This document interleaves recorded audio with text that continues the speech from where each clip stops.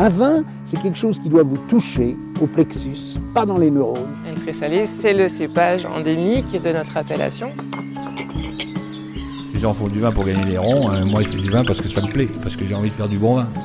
La terre d'ici, ça s'appelle du poudingue. Aujourd'hui, la biodynamie est une recette, un drapeau. En fait, c'est une démarche. Média Vino Pro, le podcast vin qui va plus loin.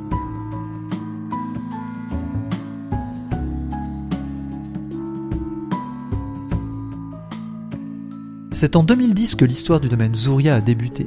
Une histoire où Christian Zuria a dû défricher la garrigue, construire des murets pour replanter des vignes sur le plateau calcaire de Bonifacio. Pari gagné pour ce nouveau domaine qui vient de s'offrir une cave à la hauteur de ses ambitions. Domaine Zuria, Christian Zuria, vigne avec vue sur mer. Bonjour. Bonjour.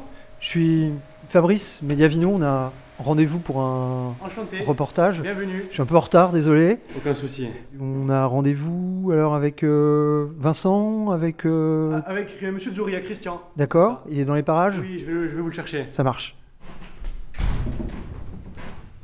Bonjour.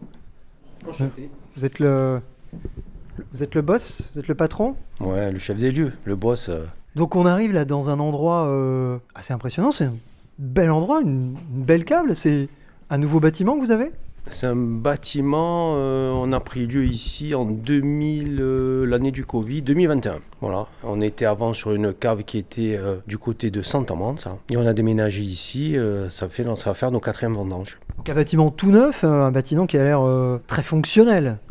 Ouais, c'est un bâtiment, des caves, on n'en construit pas, à mon avis, plusieurs dans sa vie. Hein. J'ai 55 ans, j'avais une cinquantaine d'années, on faisait une cave, c'est un projet de vie, c'est un projet familial, et du coup, on a essayé de faire une cave qui va durer dans le temps et qui va laisser des traces. Donc la vigne, c'est une partie de vos activités personnelles? Alors, la vigne, c'est une partie de mes activités personnelles. J'ai aussi une autre activité, je suis producteur de clémentine de Corse, aussi le responsable commercial d'une coopérative qui est à Leyre en Haute-Corse. Alors comment on arrive à planter de la vigne du côté de Bonifacio, un endroit où la vigne avait quasiment disparu? Le défi, c'était de relancer un peu le terroir viticole bonifacien. Étant de Bonifacio, attaché à mon village, attaché à mes racines, attaché à l'agriculture, passionné d'agriculture. Ce terroir calcaire nous laissait imaginer qu'on pouvait faire des choses intéressantes. Et on a commencé à exploiter sur une parcelle d'un de mes pauvres oncles qui est décédé, une parcelle de 1,5 hectare, et puis voilà, et puis l'aventure a démarré comme ça. Une parcelle qui est sur un lieu dit qui s'appelle le Stintin. Et vous aviez un regard sur le vin particulier avant de vous lancer dans cette aventure? Vous aimiez le vin déjà ou... On aimait le vin avec mon épouse, on commençait à s'intéresser au vin, et puis il y avait aussi le fait de dire que je vis entre Bonifacio et Aller, il y a sur mes 2 activités, et je voulais ancrer mon futur avec plus de présence sur Bonifacio, et un projet agricole, et voilà, et la viticulture, c'est venu, ça a coulé de source. Vous démarrez 2009 sur 1,5 hectare, c'est ça le début de l'histoire? 2009, on commence à défricher, à préparer les terrains pour une première plantation en 2012. Et si on allait un petit peu à l'extérieur, que vous parliez un petit peu aussi des paysages, parce qu'on voit des vignes là sur des coteaux assez impressionnants juste en face de votre cave, je pense que vous avez 2-3 trucs à dire sur la question. Oui, ben là, la particularité de cette parcelle-là que vous voyez en face qui est en coteau, c'est que vous avez le croisement du granit et du calcaire. Vous avez là dans le virage le granit et juste là la faille qui se mélange et le démarrage du calcaire. Donc on a là une parcelle de granit, un fond de vallée là, et tout le dessus est en calcaire. En fait vous avez toute la Corse viticole sur 2 parcelles là. On a de quoi s'amuser, du quoi rechercher.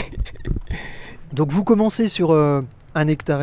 Votre premier millésime, vous le sortez quand? 2015. Oui, le temps de planter. Tout à fait. Alors qu'est-ce que vous plantez au départ pour commencer? Une approche particulière ici, c'est que les sols sont très empierrés et que pour planter, il faut broyer le caillou, il faut broyer de la roche. Du coup, ça fait une approche de préparation de terrain, c'est atypique. Et un gros boulot surtout. Un gros boulot. C'est vraiment atypique, c'est pas une préparation de sol conventionnelle comme on peut avoir pas loin d'ici, quoi. Oui, ce côté très calcaire, il y a des parcelles où on a quasiment autant de calcaire que de terre. Hein.